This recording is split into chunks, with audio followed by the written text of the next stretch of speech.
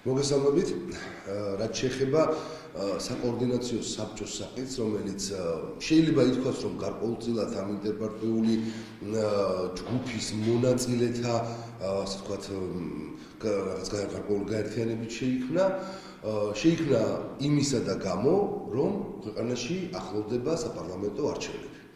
იმისა და გამო შეიქმნა, რომ კონკრეტული პოლიტიკური ძალები თვლიან და მათი პოლიტიკური ხედვა არის იმ მიმართულებით, რომ უნდა მოხდეს გარკვეული გაერთიანებები, ბლოკები, კოალიციები და ასე თვლიან ისინი საარჩევნო, ასე ვთქვათ, მარათონში ჩაბმის შესაძლებლობას და არჩევნებზე ბარიერის გადალახვის პერსპექტივას სწორედ ამ კონტექსტში უყურებენ. ამიტომაც დაიწყო პოლიტიკური ძალების კონსულტაციები იმისათვის, რომ ხო არ ჩამოვაყალიბოთ ბლოკი ან კოალიცია და კოორდინაცია მოვახდინოთ, ვთქვათ, ამ საკითხებთან დაკავშირებით და ამ საკითხებზე კომუნიკაცია სწორედ ამ საკოორდინაციო საბჭოს მეშვეობით.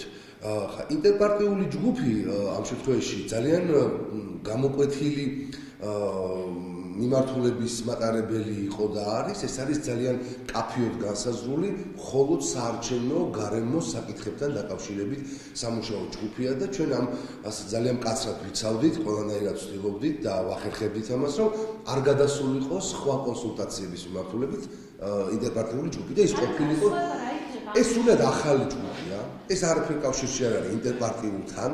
ინტერპარტიული როგორც გითხარით არის საარჩევნო გარემოზე მომუშავე ჯგუფი და არაფერ სხვაზე იმსჯელობა არ უნდინარეობს და სწორედ იმისათვის რომ პარტიებმა გადაწყვიტეს გარკვეული კოორდინაცია უკვე საარჩევნო ბლოკებთან დაკავშირებით, ამისათვის მათ ჩამოაყალიბეს საკოორდინაციო საბჭო. რაც შეეხება დემოკრატიულ მოძრაობას, საკოორდინაციო საბჭოთან დაკავშირებით კიდევ მაკითხვა, ეს საკოორდინაციო საბჭო ნიშნავს თუ არა საარჩევნო ბლოკს?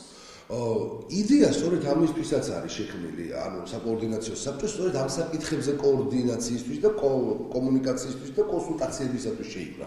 ეხლა რამდენად მოახერხებენ ჩვენი კოლეგები, რომ ეს ყველაფერი დასრულდეს საარჩევნო ბლოკით. ეს უკვე იმ კონსულტაციებზეა დამოკიდებული, რამდენად ისინი წარმართავენ ამას ისეთი კუთხით, რომ ამაზე შეჯერება შეძლონ. ამას იმარჩიელობა რთულია. ინტერპარტიის მხრიდან იყო დაანონსებული, რომ არ გამოირიცხებოდა საარჩევნებისთვის დიდი ოპოზიციური გაერთიანება. ამაზეა საუბარი? ხო, აი სწორედ მაგასთან დაკავშირებით იყო საუბარი, როდესაც ჯერ კიდევ ინტერპარტიული, ასე ვთქვათ, არ არსებობდა საკოორდინაციო საბჭო, მაგრამ ინტერპარტიული თავის საარჩევნო თემატიკაზე მუშაობას, ასე ვთქვათ, აგრძელებდა, მაშინ გაჩნდა სწორედ ეს იდეა. უბრალოდ გაჩნდა ეს იდეა არჩევნების მოახლოებასთან ერთად. და ეს იდეა დაახლოებით ერთი თვეა მოსილებს აი ამ პოლიტიკურ ორგანიზაციებში, მცირე რეიტინგის მქონე პოლიტიკურ ორგანიზაციებში, რომლებსაც თავიანთი ეს მცირე შესაძლებლობების გაერთიანება და ვთქვათ, უფრო გამსხვილება მიაჩნიათ შედეგის მომტანად. და შეიქმნა სწორედ ეს საკოორდინაციო საბჭო. ახალმა მემორიალებმა დააფიქსირეს, რომ ისინი ამ საბჭოში არ იქნებიან. თავისუფალი დემოკრატები რას ამბობთ? თავისუფალი დემოკრატია ხო? ჩვენი დემოკრატიული მოძრაობა აფიქსირებს ძალიან კაფე ოპოზიციას, ჩვენ გამოვაცხადეთ, ჩვენს კოლეგებსაც უთხარით, საზოგადოებასაც მივაწოდეთ ეს ინფორმაცია, რომ არავითარ ბლოკზე, არავითარ კოალიციაზე დემოკრატიული მოძრაობა არ ფიქრობს, არ საუბრობს, არ მსჯელობს და ჩვენი დღის წესრიგში, პოლიტიკური დღის წესრიგში ასეთი საკითხი არ დგას. იმიტომ რომ ჩვენ ვთვლით, რომ დემოკრატიული მოძრაობა ეს არის აბსოლუტურად თვითკმარი პოლიტიკური ორგანიზაცია, რომელსაც არანაირად არ სჭირდება სხვა დამატებითი ბერკეტები, მექანიზმები, გაერთიანებები, რომ საარჩევნო შედეგი სერიოზული დაიდოს. ჩვენ ჩვენი ძალებით ვაპირებთ ძალიან სერიოზული შედეგის დადებას საპარლამენტო არჩევნებზე. და ვთვლით, რომ ამისათვის დღეს ჩვენს წინაშე არანაირად არ დგას რეალობა, რომ დავიწყოთ ფიქრი ან გაერთიანებებზე, ან ბლოკებზე, ან კოალიციაზე. დემოკრატიული მოძრაობა აღნიშნულ საკოორდინაციო საბჭოში მონაწილეობს დამკვირვებლის სტატუსით და რატო გეტყვით? ჩვენ ვთვლით, რომ მიუხედავად იმისა, რომ ბლოკებზე და გაერთიანებებზე ჩვენ საუბარი არ გვაქვს, არც არანაირი პოლიტიკური რეალობა ამ მხრივ არ გვიდგას, ჩვენ მზად ყოფნას გავაცხადებთ და ეს ჩვენს კოლეგა ოპოზიციურ პარტიებსაც გამოუცხადებთ, რომ ჩვენ მზად ვართ ვიმსჯელოთ და კონსულტაციები გავიაროთ ისეთ საკითხებზე, მაგალითად, როგორიც არის ძალიან მნიშვნელოვანი მაჟორიტარებთან დაკავშირებით ერთგვარი კოორდინაციის განხორციელება. თან იმის გათვალისწინებით, რომ სულ რამდენიმე დღის წინ ქართულმა ოცნებამ პრაქტიკულად საბოლოოდ გამოაცხადა, რომ ის გარემოს გაუმჯობესებას არ აპირებს და აპირებს დატოვოს ერთმანდატიანი მაჟორიტარული ოლქები. ანუ პრაქტიკულად გადაიწურა უკვე და გადაწურა ხელისუფლებამ იმის იმედი, რომ რაიმე პოზიტივი საარჩევნო სისტემასთან მიმართებაში შემოვიდოდა და დატოვა დღეს არსებული ნაციონალური მოძრაობის მიერ მოგონილი და ქართულ ოცნებისთვის მხარეზე შემოვიდებული და კარგად მორგებული ერთმანდატიანი მაჟორიტარული ოლქების სისტემა, იმისაც რომ ხელისუფლებაში დარჩეს მაჟორიტარების მეშვეობით. აი კიდევ უფრო ამის შემდეგ განსაკუთრებულად მნიშვნელოვანი გახდა, რომ უკვე არსებულ რეალობას ჩვენ მაქსიმალურად კოორდინაცია დაუპირისპიროთ და მაჟორიტარებთან დაკავშირებით მოვაქცინოთ კონსულტაციები, სადაც გვეყოლება ძლიერი მაჟორიტარები ამა თუ იმ ოპოზიციურ პოლიტიკურ ძალას დანარჩენებმა დაუჭირონ მხარი იმ ძლიერ კანდიდატს და ხელისუფლებას, რომელსაც აქვს იმედი, რომ 73 მაჟორიტარის წარდგებით მოახერხებს უმრავლესობაში დარჩენას, აბა პროპორციული მიმართულებით და საზოგადოებრივი დადობით მას ამის შანსი აღარ აქვს. აი სწორედ მან დაუპირისპიროთ არა რამდენიმე კანდიდატი ხელისუფლების კანდიდატს, არამედ ერთი. ბუნებრივია ის ერთი კანდიდატი, გაცილებით ძლიერი კანდიდატი ოპოზიციიდან, გაცილებით სერიოზულად შეებრძოლება ხელისუფლების კანდიდატს და იმედი მაქვს, რომ ძალიან ბევრ ოლქში გამარჯვებასაც მიაღწევს, ვიდრე 10 კანდიდატი ოპოზიციიდან, რომელიც ერთმანეთს ხელს საერთოს. ამიტომ ჩვენ ვთვლით, რომ ამის ძალიან მნიშვნელოვანი რეალობა გვიდგას, რომ დავიწყოთ კონსულტაციები და ვიმსჯელოთ, შევაჯეროთ ამ შემთხვევაში ოპოზიცია, მაჟორიტარები ოპოზიციაში. აი ამის გამო დემოკრატიული მოძრაობა ვართ კომუნიკაციაში და კონსულტაციის რეჟიმში საკოორდინაციო საბჭოსთან. როგორ მიიღებს ეს საბჭო, თქვა რაღაცა ბლოკის ფორმას, სადაც ჩვენი კოლეგები ბლოკში გაერთიანდებიან, ამაზე მე ვერ მიმარჩიელებ. მოშთუში თითოეულ მათგანთან ჩვენ შეგვიძლია საუბარი და ყველასთან ერთად, რომ მოდით ვიმსჯელოთ მაჟორიტარების შეთანხმებას. აი ეს რეალობა არის დღეს. ამიტომაც ვართ აი ამ კონსულტაციის რეჟიმში და დამკვირვებლის სტატუსით, მაგრამ არავითარ შემთხვევაში იქ ჩვენ არ ვიღებთ მონაწილეობას საუბარში, რომელიც შეეხება დაბლოკებას, კოალიციას, ეს მათი გადასაწყვეტი საკითხია და მათი. რაც შეეხება ბლოკს, იმ საკოორდინაციო საბჭოზე გეკითხებით, იმდენად ძლიერი პოლიტიკური სუბიექტები არიან წარმოდგენილები. თქვენ როგორ ფიქრობთ, რამდენად თქვათ შედეგიანი იქნება მათი ერთიანობა, ან ეს ხომ არ იქნება დროებითი? იცით ახლა გამოცხადებული აი ამ საკოორდინაციო საბჭოს შექმნის წინ პროექტი, თუ როგორ უნდა წარმოუდგენიათ ამ პოლიტიკურ პარტიებს პოლიტიკური განვითარება, თუნდაც აი ამ ბლოკის ძალიან ბევრი კითხვის ნიშანს აჩენს. ესეთი გაჟღერებული მიდგომა, რომ მოდით ახლა ჩვენ გავერთიანდეთ, შემდეგ მოვიგებთ არჩევნებს, მერე რომ მოვიგებთ არჩევნებს, ჯერ რატომ მოვიგებთ აუცილებლად არჩევნებს არ ვიცი, მაგრამ ყველა რომ გავერთიანდებით ახლა პატარ-პატარა პარტიები მოვიგებთ არჩევნებს, მერე შევცვალოთ საარჩევნო სისტემა, გამოვიდეთ პარლამენტიდან, დავშალოთ პარლამენტი და ვადამდელი არჩევნები დავნიშნოთ. ძალიან ბევრ პოლიტიკურ ლოგიკას ხლად, ასე ვთქვათ, თახვედრაში ვერ აქცევს და ბევრ კითხვის ნიშანს აჩენს.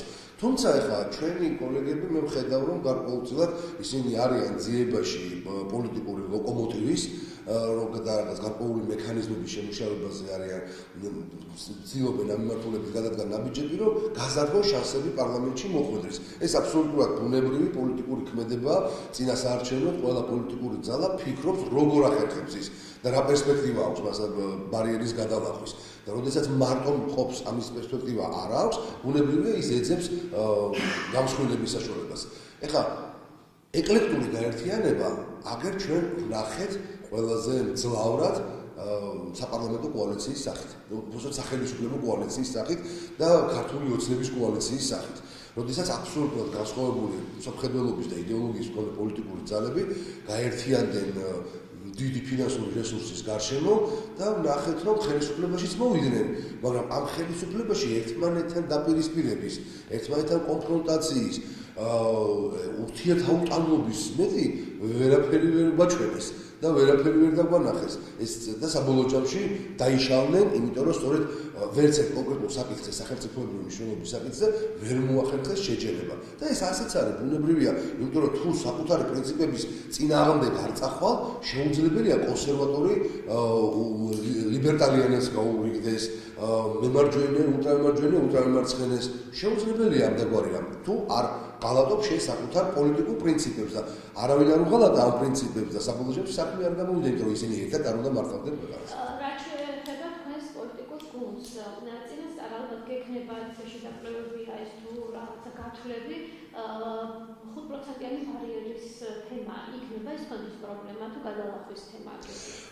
მან ძალიან უცბელად ყოველგვარი გადაჭარბებული მოლოდინების გარეშე და ყოველგვარი იმ მიზეზის გარეშე რომ არჩევნები მოდის და პოლიტიკური პარტიები ყოველთვის უფრო ასე ვთქვათ იმედიან განცხადებებს აკეთებენ, მე შემიძლია გითხრათ რომ მაგ თვალსაჩინო დემოკრატიულ მოძრაობაში არაფრის გაზვიადება არ ჭირდება. ჩვენ გვაქვს გარკვეული კვლევები, ჩვენს მუშაობთ მიმართულებით, მაგრამ ამ კვლევებს ჩვენ არასოდეს არ ვაშკერებთ. იმიტომ რომ თავისთავად პატრიოტული პოლიტიკური ორგანიზაცია საკუთარ კვლევებს რაოდენ ობიექტურადაც ჩვენ სურათის მიღება არ გქონდა დაკვეთილი კონკრეტული ჯგუფებისთვის, მის გაჟღერებას და მის ასე ვთქვათ გავრცელებას და გახმაურებას მაინც დობის ხარისხი არ აქვს, იმიტომ პოლიტიკური პარტიისა. ჩვენ გვაქვს კვლევები, ჩვენ გვაქვს განწყობები, ჩვენ გვაქვს პოლიტიკური ჩვენი ორგანიზაციების მხრიდან არსებული ძალიან სერიოზული მონაცემები, რომლებიც ასევე მუშაობენ მთელი ქვეყნის მასშტაბით. ჩვენ არ ვაკეთებთ განაცხადს ძლიერი ოპოზიციური პოლიტიკური ძალის მოსვლასთან დაკავშირებით ჩვენი საკით პარლამენტში. ჩვენ ვაჟღერებთ იმ ამბიციას, რომ ჩვენ ისეთი შედეგით უნდა შევიდეთ პარლამენტში, რომელიც ეკადრება ხელისუფლებაზე პასუხისმგებლობის ამგებ პოლიტიკურ ძალას. ჩვენ ეს ამბიცია გვაქვს. ჩვენ არ ვსაუბრობთ იმაზე, რომ 5%-იანი ბარიერი პრობლემა არ გვაქვს 5%-იანის ან 10%-იანის ან 15%-იანის. ჩვენ ვსაუბრობთ იმაზე და გეგმაც დასახული გვაქვს იმ მიმართულებით, რომ პასუხისმგებლობა უნდა ავიღოთ ხელისუფლებაზე. მე არ გამოვიწყავ გარკვეულწილად რომ პარლამენტში გარკვეულ თემებთან დაკავშირებით საჭირო გახდეს გარკვეული კოორდინაცია სხვადასხვა იმ პოლიტიკურ ძალებთან, რომლებიც გადალახავენ ბარიერს და ეს მხოლოდ მას შემდეგ შეიძლება აწონდაწონო გაიაზრო ვისთან და როგორ შეიძლება თქვათ რაღაც თემებზე ითანამშრომლოთ, თუნდაც საკონსტიტუციო ცვლილებებზე, მანამდე სანამ იმ პარლამენტში არსებულ სურათს არ დავინახავთ. თუმცა რა თქმა უნდა, მომავალში მე ძალიან დიდი იმედი მაქვს, რომ ქვეყნის წინაშე იმდენად მნიშვნელოვანი საკითხები არის დაწყებული თქვათ ამ შემთხვევაში საკონსტიტუციო ცვლილებების თვალსაჩინით და ამ საკონსტიტუციო ცვლილებებზე დემოკრატიულ მოძრაობას თავისი ძალიან მკაფიო გზავნილები ექნება საქართველოს მოსახლეობისათვის საარჩევნო პერიოდში, უახლოეს პერიოდში დაიწყება ეს ძალიან აქტიური პროცესი. გარდა ამისა არის თემა პარლამენტის ქუთაისის და თბილისში გადმოტანის. გარდა ამისა არის არჩევნებთან დაკავშირებით გადაწყვეტილება უკვე მიღებულია, რომ დამოუკიდებელ სუბიექტად იქნებით წარმოქმნილი. აი როგორ კი, გადაწყვეტილება არის მიღებული, რომ ჩვენ უნდა ვიმოქმედოთ და დამოუკიდებლად წავიდეთ არჩევნებში და დამოუკიდებლად ჩვენი შესაძლებლობებით დავდოთ სერიოზული შედეგი. და დღევანდელი პოლიტიკური რეალობა ერთმნიშვნელოვნად სწორედ ამ მიმართულებას გვისაზღვრავს დემოკრატიული მოძრაობის წევრებს. ეხლა თუ რაღაცა ძირეულად ამოყირავდა, ძირეულად შეიცვალა, რაც ძალიან ნაკლებად მოსალოდნელი მგონია, თუ რაიმე შეიცვალა, ასეთი 180 გრადუსი, ალბათ ჩვენს დავიწყებთ ფიქრს რაღაცა ცვლილების მიმართულებით, თუ ეს რეალობა დადგა. მაგრამ დღეს არსებული სიტუაცია გავდით და მე როგორც უყურებ არჩევნებამდე ასე მივალთ, არაფერი ასეთი კარდინალური არ შეიცვალა. საარჩევნო სიების ფორმირება ალბათ ძირითადი რაღაც მონახაზი გუნდს აქვს გაკეთებული. გარკვეულწილად რა თქმა უნდა მონახაზი არის, ჯერ ვერ გეტყვით რომ არის გამოკვეთილი და უკვე სიამს აწარი და ბეჭედი არის დარწმული, მაგრამ ჩვენთან ჩვენს გუნდში არის ესეთი რეალობა. უკვე ძალიან პრინციპულად და ძალიან სტაბილურად არის ჩამოყალიბებული ის გუნდი პოლიტიკური ლიდერებისა, რომლითაც დემოკრატიული მოძრაობა პოზიციონირებს ქვეყნის მასშტაბით და მთელ პოლიტიკურ რეალობაში უკვე რამდენიმე წელია და ანუ მაგ თვალსაჩინო პრობლემას არ წარმოადგენს, თუნდაც საზოგადოებამ რომ იცოდეს და იცის კიდევაც რომელ პოლიტიკურ ლიდერებზე და სახეებზე არის დაყრდნობა პოლიტიკური გუნდის, ხო? ისინი მუდმივად პოზიციონირებენ, მუდმივად საზოგადოებასთან კონტაქტში არიან, მუდმივად ჟურნალისტებთან და მედიასთან კონტაქტში არიან და ძალიან კარგად იცის საზოგადოებამ, თუნდაც პირველი 10 კაცი ვის შეიძლება იყოს დემოკრატიულ მოძრაობაში. სახელებით, გვარებით, სახეებზე ყველანი ძალიან ცნობადი და ძალიან ავტორიტეტული ადამიანები არიან. ამიტომაც ბუნებრივია სწორედ იმ ადამიანებზე მოხდება დაყრდნობა პოლიტიკური საარჩევნო სიის ფორმირებისას, ვინც ქმნის დემოკრატიული მოძრაობის პოლიტიკას ქვეყანაში.